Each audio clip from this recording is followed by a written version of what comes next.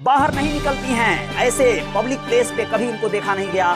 शाहरुख खान को एक थप्पड़ जड़ दिया था। शाहरुख खान के साथ मिलकर उन्होंने ये की, फिर भी उन्होंने बताया नहीं और धोखे से सांप थमा दिया था नकली। उन्हें सुर और ताल की जानकारी है क्योंकि उन्होंने संगीत का क्लासिकल विद्या भी सीखा है।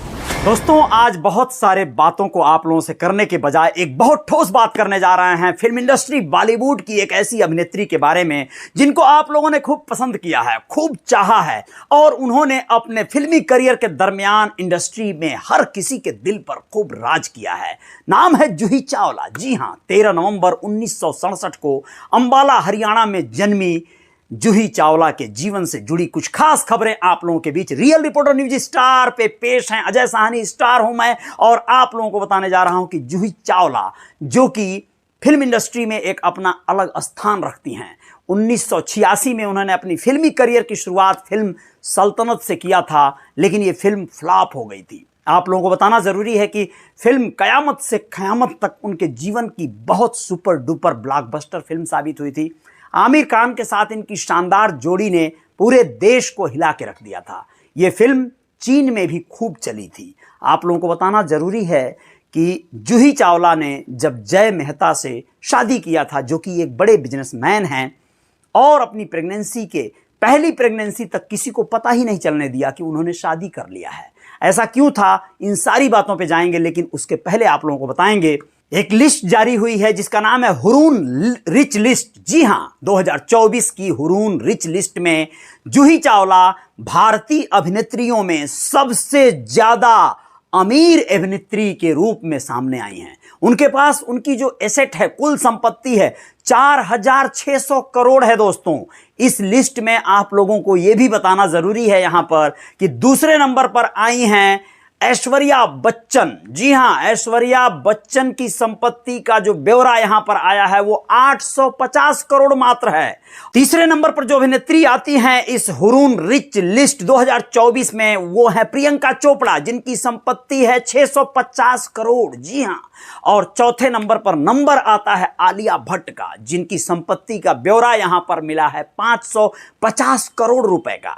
और पांचवें नंबर पर जो अभिनेत्री आती हैं उनका नाम है दीपिका पादुकोण। जी हां, 500 करोड़ की संपत्ति की मालकिन है, लेकिन सोचिए 4600 करोड़ का एसेट। आप लोगों को यह भी जरूरी है जानना कि जाह्नवी मेहता और अर्जुन मेहता जूही चावला के बच्चे हैं और इन बच्चों को बहुत ज्यादा रिजर्व रखती हैं जूही चावला। अपनी बेटी के साथ कभी भी ये बाहर नहीं निकलती हैं। ऐसे पब्लिक प्लेस पे कभी इनको देखा नहीं गया क्योंकि ये नहीं चाहती हैं कि दुनिया जाने कि इनसे हाइट में इनकी बेटी बड़ी है या जो भी कुछ है। बस आप समझिए, ये सेलिब्रिटीज हैं, बहुत सीक्रेट रखना चाहते हैं अपनी लाइफ स्टोरीज को। आप लोगों को ये मालूम होगा। और तो और आप लोगों को बता दें, Juhi Chawla IPL Kolkata Knight Riders की मालकिन भी हैं। शाहरुख खान के साथ मिलकर इन्होंने ये टीम खरीदा था। ये और भी कई एक बिजनेस में अपना हाथ आजमाती रहती हैं क्योंकि इनके पति जय मेहता एक बिजनेसमैन हैं। और आप लोगों को बताना ये जरूरी है कि एक बार इन्होंने दिल है हिंदुस्तानी, फिर भी दिल है हिंदुस्तानी फिल्म की शूटिंग के दरमियान शाहरुख खान को एक थप्पड़ जड़ दिया था। ऐसा क्यों हुआ? क्योंकि शाहरुख खान के प्रति उनको एक गलतफहमी हो गई। एक सीन चल रहा था जो फाइट का एक्शन सीन था, उस सीन में एक आग का गोला निकलता है एक सीक्वेंस में, जिसे अचानक से निकला हुआ देखकर जूही बहुत डर गई थी। उन्हें लगा कि शाहरुख को यह बात पता थी, फिर भी उन्होंने बताया नहीं और इस चक्कर में आनन फानन में उन्होंने एक तमाचा रसीद किया शाहरुख खान को और गुस्से में जाकर अपनी वैनिटी वैन में बैठ गई। शाहरुख खान चूंकि इस चीज को महसूस किए और वो फिर जाकर जूही को मनाकर वापस लाए।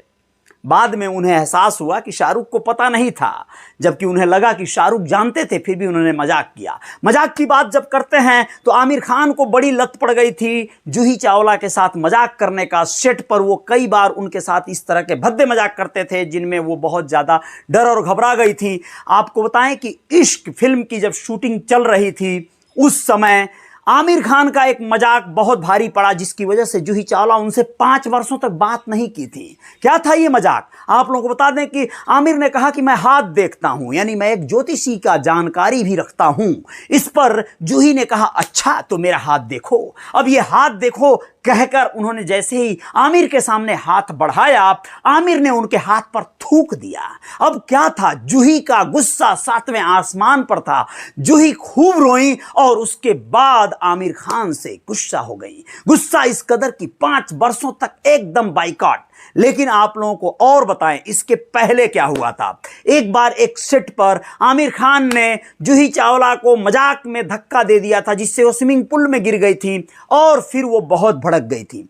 और तो और एक बार आमिर खान ने उनके हाथों में गलती से धोखे से सांप थमा दिया था, नकली, और इस वजह से वो बहुत घबरा गई थी। सेट पर ही भागने लगी थी, चीखने लगी थी।